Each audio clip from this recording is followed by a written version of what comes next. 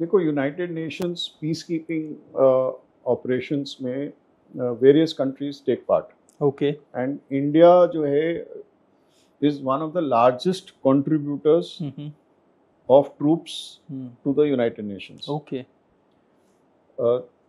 जब United Nations का जो पीस कीपिंग मिशन जब एस्टैब्लिश होता है तो ट्रूप कंट्रीब्यूटिंग कंट्रीज, हम ऐसे बोलते हैं, जो ट्रूप्स कंट्रीब्यूट करते हैं वो अपने यूनिट्स भेजती हैं। It could be small level और it could be a bigger level. Okay. And that is as per whatever a country is willing to spare. Right. It is not कि वो कहते हैं आपने इतना ही भेजना है। तो इट हर एक की कैपेसिटी जो है उसके बेसिस पे यूनिट्स जो है कंट्रीब्यूट करती हैं। ओके। कंट्रीज कंट्रीब्यूट करती हैं अपने ट्रूप्स को। Various categories are there. एक तो ट्रूप्स हो गए, सोल्जर्स हो गए। राइट। तो अगर आपके सोल्जर्स ने जाना है पीस कीपिंग के लिए, तो as an officer you can be part of the unit if you are part of the unit. तो पीस कीपिंग में कैसे कोई एग्जांपल आप दे सकते हैं? अच्छा, मैं क्या, पहले तो यूएन पीस कीपिंग होता क्या है। मानो एक दो कंट्रीज के बीच में लड़ाई थी, या कंट्री के बीच में दो फैक्शंस के बीच में लड़ाई थी, and there was a total chaos। Okay. And जो दोनों फैक्शंस हैं उनको सपोर्ट बाकी कंट्रीज कर रही थी। Then they agree to bring peace. Okay. Negotiations होती हैं, सीज फायर होता है, पीस आती है। जब पीस लाना चाहते हैं, जब सीज फायर होता है, so they invite the United Nations peace keeping troops कि आप अपनी फोर्स लगा दो। हम एग्री करते हैं कि आपकी फोर्स आएगी और हम दोनों को सेपरेट रखेगी।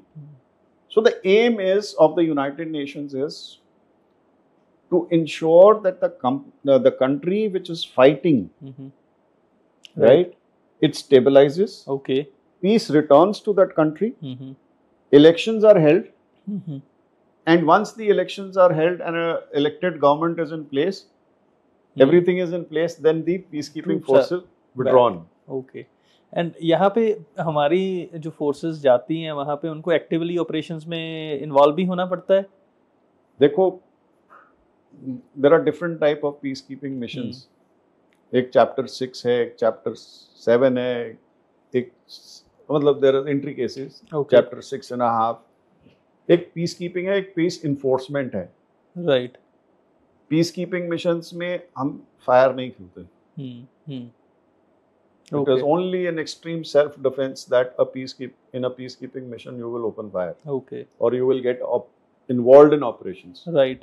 You are just there to maintain कि दोनों जो parties हैं वो आपस में उनका झगड़ा वहाँ पे रहें और वो झगड़ा ना करें। Yes. जो पीस इन्फोर्समेंट मिशंस होते हैं उसमें पीस को इन्फोर्स करना पड़ता है जबरदस्ती। तो वो मैंडेट जो है सिक्योरिटी काउंसिल यूएन की देती है, तभी वो होता है। Okay. Right. So I went to a very interesting peacekeeping mission that is in Mozambique. Right. I was a young captain, 93, 94. And I was a part of the headquarters there. Okay. So I was not deployed on the field, but I was a staff officer. Right. And I was I was in post, because they have to set up a headquarters. Absolutely. So headquarters also, then they invite officers as staff officers. So I was one of the staff officers. So troops हो गए, staff officers हो गए, और military observers हो गए। Okay. जो military observers हैं वो remote areas में अलग-अलग जगह में teams में रहते हैं, and they monitor the situation and they report on the situation. Okay. So these are the 3 types that you can go in. So I was a staff officer there. So that was my first experience, UN peacekeeping mission in Mozambique. Okay. 93-94. Okay. Then I was fortunate. I was selected by the UN, and I was seconded to UN headquarters in New York. And what does that mean, seconded?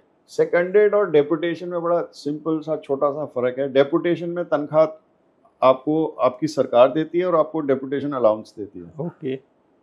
जब आप सेकंडेड हो जाते हो यहाँ में खाता बंद हो जाता है. अच्छा. So Indian Army stops paying you, and you start drawing the salary of that organization. मतलब here it is UN. Here it is UN. So I was then for 3 years a UN employee. Oh. You understand? Right. So there's a slight difference. Right. Here in deputation you are still an Indian Army officer, but when you go to the UN headquarters and you are seconded, you are an employee of that organization. So where were you posted at that particular time? I was in New York.